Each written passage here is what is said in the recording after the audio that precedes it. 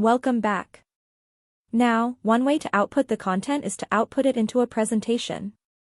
And we can do that by going to this drop-down arrow, and you're going to see that there's going to be a link here for a presentation. What we're going to then do is to click that link. You're then going to see that we can download it into a standard presentation, and we can also output it into a presenter view. So if we click the presenter view, and then we click present, what you're going to see then is you're going to get a dialog that will tell you what your audience is going to see. What you're going to do then is you're going to drag this into the area where you are going to be recording, or that your audience is going to see. Now, assuming that you're using two screens, you'll then have the presenter window. This window will have your notes and everything that you'll need in order to make explanation of the actual image. And all you'll need to do then is to click Got It.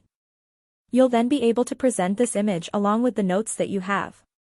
At the same time, your audience will be seeing the same thing, except they will not be seeing your notes.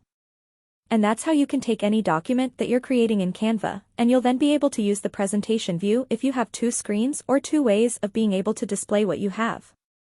Okay, so with that, thanks, and I will see you in another video.